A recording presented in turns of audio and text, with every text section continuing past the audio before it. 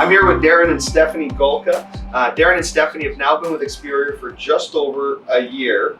And the last time we did a video like this together, which got a lot of attention, a lot of people watched it, you were only 6 months in. So in the last 6 months, things have been exploding for you guys. You've been promoting a ring earner out of your organization, it seems like every week, the way things are starting to progress and what's happening. And you have a goal this year to promote 40 ring earners, which is fantastic. I gotta ask you, there's a lot of people that are watching you guys, okay? And I hear it all the time, so I know. And you guys, of course, hear it all the time as well, because you guys were very successful in another career, and obviously you're another organization. People feel possibly intimidated, threatened. I'm not sure what the case may be. But yeah, it could have been a bit of everything. But what do you guys, why is it that you're having the success that you're having? Like, what is it about Experior that has caused you guys to have over 200 licensed agents in less than a year, another 100 in the works, literally on some of the deals we're working on, that you guys are working on? What is it that's causing the success? Well, it's been a lot. I mean, great leadership, from the top down. And I think leadership, everything rises and falls in leadership. And I think organizations today that are struggling lack the leadership required in this industry to take to that next level or to hold it at that level. There's young. Can I interrupt as you go? Oh, sure. I was told that we didn't have leadership. Oh, well, that's, I guess that's why people that are ignorant don't understand what real leadership is. Okay. So, with you and Leanne leading from the front, you guys have dissected this industry down to such a degree that more than I've ever seen by anyone else is trying to make this industry better. And I think for our advisors, and these are smart people. We've got people coming over that have degrees and years of experience, and you've got other great leaders in this company that have come from the industry. These are smart people that have been around the block, and some of them are MGA owners, AGA owners, top producers in the industry. 20, 30 years in business. 20, 30 years in business. And, for Steph and I, in 17 years in this type of model, we knew what we were looking for. We knew what we didn't have in our previous MGA, and I still feel so blessed to be introduced to this industry through my previous MGA and the people I got to work with there and what I learned. And so we just want a better model for the industry. And I think that the leaders we brought in understand that. It's a different type of model. To me, it's a model today that's designed for the industry today. The industry's changed a lot since we started, Jamie, back in the day. We were very blessed to have a great business and great team there. And I think a lot of the reason too is we are hard workers. When we see something that we believe in, I think the biggest thing for people today is to believe in something. If you can't believe anymore in what you're doing, a lot of people we're attracting today that are coming from other MGAs, they just no longer believe in that MGA. They no longer believe in that vision or that message that they're sharing, or they don't believe in what's kind of going on behind the scenes. When you have a lot of integrity right from the top down, all the way through the organization, you have leaders in this organization that we got to meet and spend time with. The Franks, the Leos, and the Morrow Arturies, and the Laval, and the Lowe's, they were a big part of us coming here, seeing who they were, meeting you and Leanne. So for us, that was really, really big. And so I know Stephanie, she's big on that, and maybe she can share her thoughts as well. No, for sure. Meeting Leanne was actually the main thing that made me say, this is the right company. And the great thing about this is that for Darren and I, when I first saw this, is that I wanted to have an opportunity to really truly work together as a couple. That was one of really my goal. And really moving forward now is giving couples the opportunity to be able to work together and truly have a dream together and a business together that they truly own. And that was important to me. Yeah, I think dream is big. I think a lot of people right now are living a bit of a nightmare. We've come across a lot of advisors 10 years in their MGA that are broke. And that to me is an atrocity. I believe that if you have to make the proper money today, I think that having the right compensation model, the right contract up front to make enough money without having to recruit a ton of people is really important, and your model really hit the market at the right place at the right time. And I think that's the way the market's going. So that's a big reason for, I think, the success we're having. Just great leaders. We have great people. We're nothing without our team, without our people. We got to work side by side with Prickett. I got to spend, just amazing time with him over the last 15 years, in 17 years in this industry.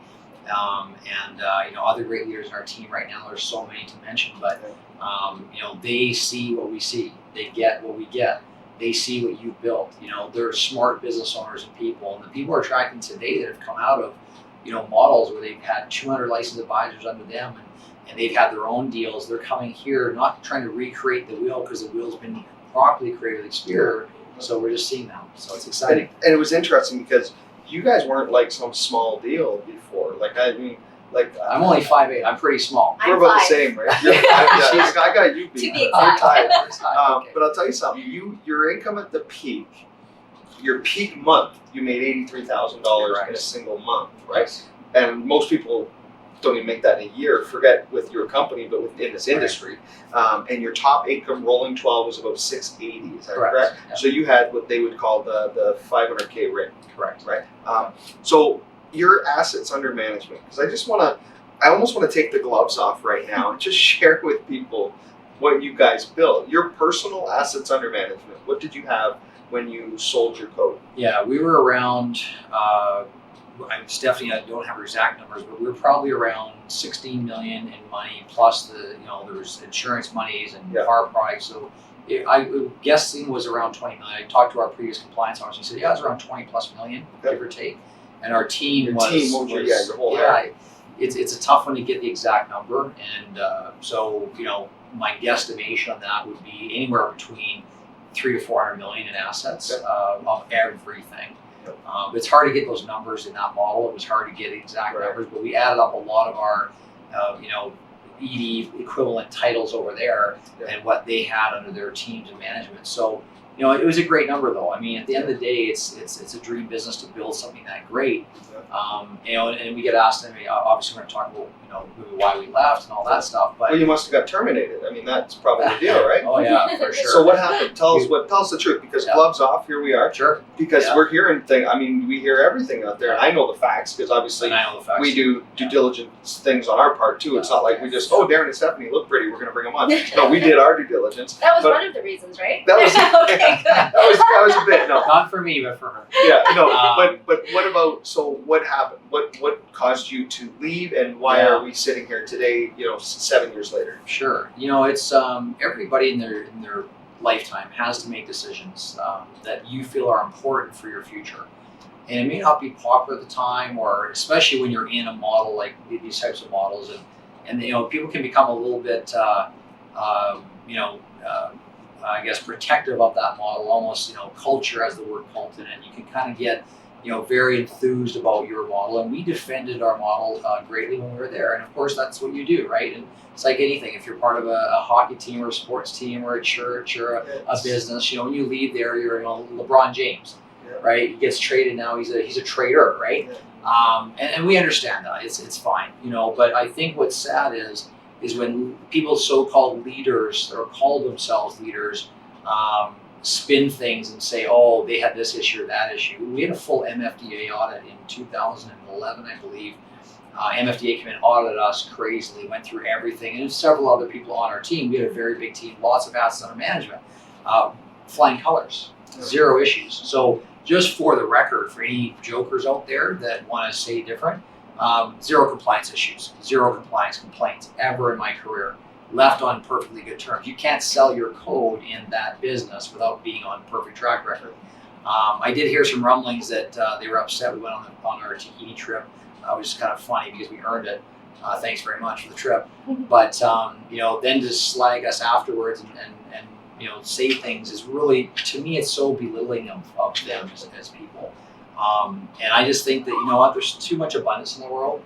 And people that are coming to us now are saying, man, I'm tired of being under this situation, or, I don't like the way that people are talking, because I know you guys, I know what you built, I know who you are, etc. But I think it's really sad when you're with a leader that thinks that the way to protect their business or the way to build their business is to attack others and put them down and attack them. Personally, I think that's really a disgrace. Yeah, I had a guy, and I can't remember the province he's in, but I won't say his name, first name Steve, but he wrote a very nasty message to one of our advisors one time, and he started saying, Jamie keeps all the money for himself. Jamie only pays out 85% of the FYC. I still have the text message. I thought it was hilarious because I met another leader in Ottawa who was actually quite nice with me, and I sent him this message. I said, you said this. He defended right away and said, I would never say that, because he was saying I keep all the money so I can feed my family and this and that. But it was interesting because I never met this person, Steve, before, but he had all this stuff to say, and it's like, I don't understand where this is coming from. But then you realize it is coming from a position of fear. It's coming from a position of, hey, fish in your own pond. I tell you, if I hear that one more time, I'm going to throw up because we've heard that. But you got to look at, you don't own people. No, you don't. And how are these models created? They were created off the backs of another company. Matter of fact, where you guys came from, you guys almost put my company out of business in the 90s. That's true. Because of all the people that were leaving, the mass exodus from 225,000 agents down to 79,000 agents in a couple of years. Right, I mean it's crazy, and they persevered and did very, very well, and they since went public and the stock's traded at 100 change. I mean, but that's just the way of the land. This is the free enterprise system, and the minute someone puts shackles on people, and it's not even that they're putting them on the people, they're putting it on the minds of the people. Right. Oh, just don't even talk to them, don't even go out there. I know for a fact that one day there will be someone that will try and do better than Experior. They're going to try and build better than Experior. And I know for a fact that we're going to have people that could leave the company in 20 years from now, and they're going to go over with that guy, and we're going to be prepared to protect it, but we're going to protect it differently. We're going to protect it with integrity. We're not going to protect it by slandering people's names, especially good people like yourselves. And I'm sorry, because I consider you guys like my brother and sister now. When I first got a phone call from a big leader in Ottawa, he was trying to throw you under the bus like you wouldn't believe. And I took the call and I said, hey, listen, if you are right, if Darren is the person you say he is, I will find out. And guess what? How's it going for you? So far, here we are, a year later, and I tell you what, I talk to you probably every single day, multiple times a day. Stephanie, we won't talk as much, but we're in constant communication as well. You guys have been nothing but an absolute blessing for this organization. And, awesome. I look at some of the great leaders, and again, you've got the FML, Frank Morrow Laval, you got the DMR, the Don Marie and Rizilda, you got the Daniel Pretz, Rayon, the guys, the up and coming. And again, I know I'll miss some people and I apologize, but you got those folks. Then we've got the Nat. I mean, Nat's just done amazing in Salam. His wife, just did an interview with them earlier. You got the Baljeets. We've got all these wonderful, not just agents, but we've got these wonderful agents, advisors that have built massive hierarchies with us that have never done that where they came from before. You guys just happen to be a couple that had done it before. Right. Therefore, I think that's why you end up getting a lot of flack for that, right? Well, it's just, from day one, and again, to stay positive on a positive note. Sure. We've talked a lot about that. I ran there for a bit. I apologize. It's all good. And the key is if you're doing something good and you're doing something in the marketplace, shaking it up, they're going to talk about you. Yeah. And I love when they talk about us because we just get more phone calls. Yeah. Because we have people that go, I don't believe, I don't like what these people are saying. Don't tell them that secret. Oh, it's a secret. We should have said that. Well, we can edit that part out. But it's really a testament to the model. When you can recruit people from the captive model to the MGA model to the builder model to the new person, when you've got 4 different opportunities to bring people into this industry, it's unbelievable. Yeah. And again, no one owns anyone. This is not back in the 30s in the slavery days. Okay, exactly. Let's be honest. As soon as someone says, those are my people, all I think of, are they your slaves? That's all I can think of. It's disturbing, and if I ever catch myself saying that, I'm going to wash my mouth out with soap. We don't own people. They have the right to do what they want to do. I think that the way that I would suggest people, whether you're with Experior, whether you're with another organization, is if someone leaves your company for whatever reason, rather than lash out at them, rather than making them feel smaller and belittled, why not call them and ask them a couple questions? Say, what is it? Is there anything I could have done better as a leader? Is there anything I could do to improve my skill set? We had a couple agents that left our business, and I was at a stag party recently with Daniel Pretz, one of our executives. I ran into a couple of advisors that were formerly with Experior on Daniel's team. They actually left to go to another MGA. They just were more producers. They were interested in that model, and really I believe that they made a mistake. I think that they were better off here personally. But when they left, it was like, hey man, sorry to see you leave. God bless you. Wish you nothing but the best. If anything changes, let me know. Because our opportunity is so good that a lot of times I know that they're going to see sometimes the grass isn't always greener. And guess what? They came up and talked to me, embraced me, we hugged. Hey man, miss you. How you doing? And that's awesome. And you don't treat people like good just because you're going to get them back one day. You treat them good because you're a good person. And I think that true colors shine not when you're a leader and on top of the world, you're making millions and rah, rah, rah, everyone loves you and you got a podcast and you're a hero and all that stuff. I think you're a true leader when things are going this way, and then we see what your actions are. And I think that's I think that's what a lot of our leaders, and I'm not saying we're perfect, right? I'm not saying I've never lashed out, but we're working on it every day and trying to get better. So, absolutely. So what's your plans for the future? Well, we've gonna build a little business over here. We're working hard. You know, and you know, the fact the model is attractive, it opens the doors up to having conversations with people that normally I could never recruit before. You know, and you know, I want to just say something about recruiting and building, because every MGA right now is looking to build and recruit more licensed advisors. And so if you're watching this video, that might be you. And so why would you look at this model? Well, this model has a lot of attraction to it. It's really designed to really fit right across the entire spectrum of this industry and be able to attract the high-end producers, to be able to attract, you know, agency-minded builders, right? Yeah. And no, we're not trying to be any previous company in this industry. We are completely unique and completely different from that. Yeah. That's why people are coming here. And so our goal right now, we've been so focused on just growing this across the country. You know, we've got 23 executive directors now on the team. You know, back in our previous company, we had 18 at that level previously, which took us, you know, 6 years to build that. You know, back then 18 ringers, we're looking at 40 ringers this year, 20 more executive directors. We just produced another 3 executive directors in the first 4 months. 3 ringers already, 8 more coming and to the 40. I don't know what the number has been in a 1-year period for a team, but we're excited to see that happen. Yeah. That means a lot of families helped. Yeah. That means a lot of families' lives change as advisors here. Yeah. And you know, I'm excited to see people that don't have massive teams making 6 figures. Yeah. I'm excited to see people hit 6 figures with a small team, with a big team. And so, you know, more importantly for us to do it was others. Yeah. You know, seeing great leaders up and coming. You know, when we first got started, it was Bupinder, myself, Onkar out of Calgary, and a few others, and Diane Bittner. And these are leaders that are just quality people. Never had the big opportunity because I felt that they were under-recognized, served in their previous companies. And now you're seeing, you know, giants starting to emerge in the team, and the Quebec taking off, and other provinces, and out in BC, and we're attracting now people that are bringing over 10, 20, 30 licenses, and we're working on a group right now of 100. And you can't do that with a model that's mediocre. Like, you know that. I've met many people in this industry tried to explain to me this type of model, because we were going to create our own.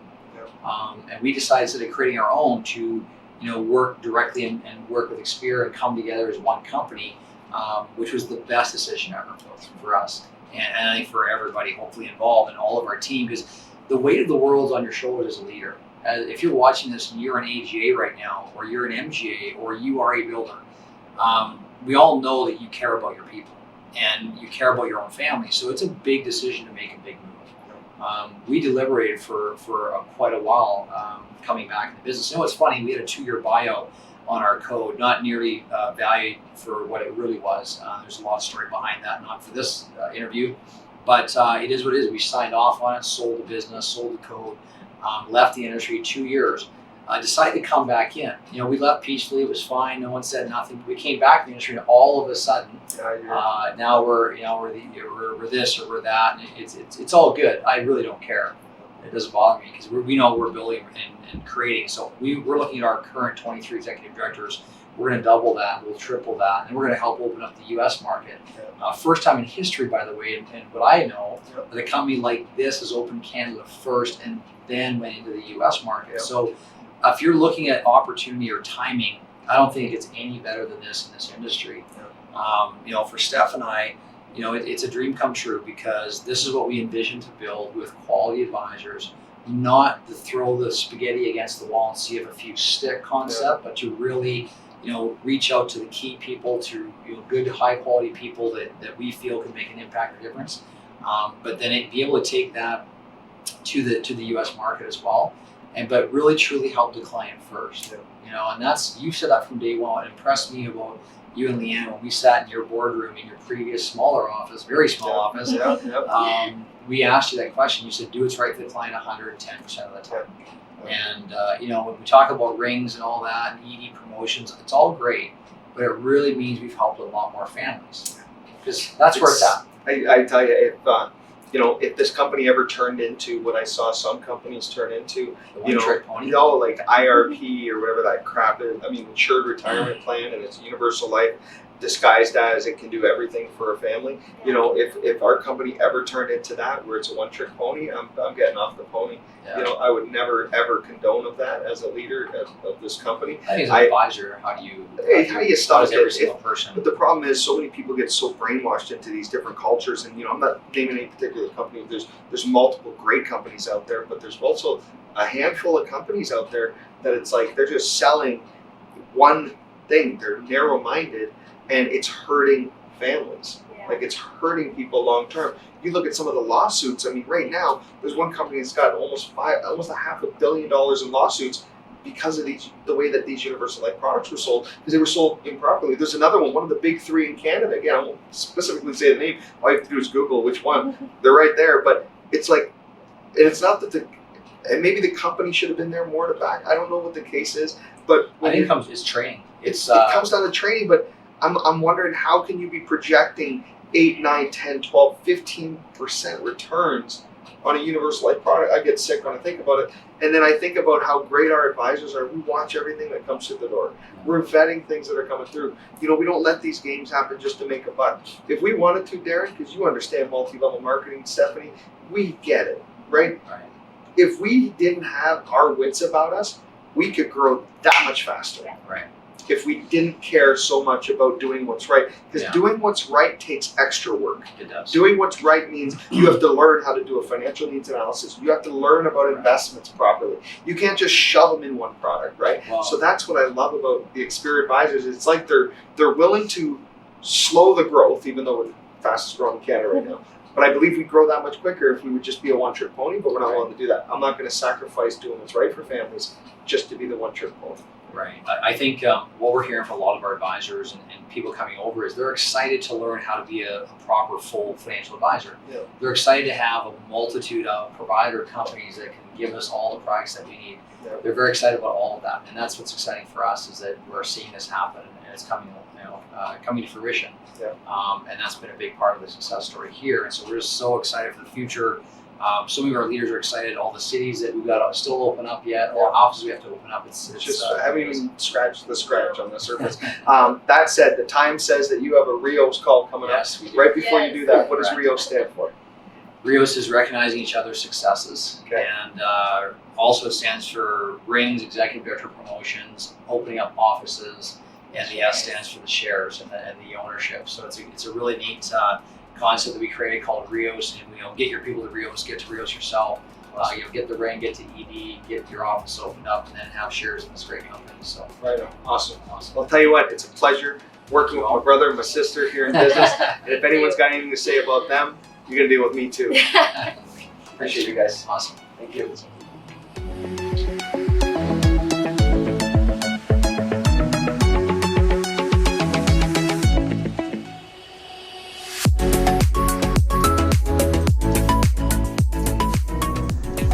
Hey, if you like this video or any of the other videos that I have on my channel, stay tuned. We have so many more coming, but I want to make sure that you're in the know, that you know when they're coming. So please subscribe to this channel if you haven't already, and make sure you hit the notification bell.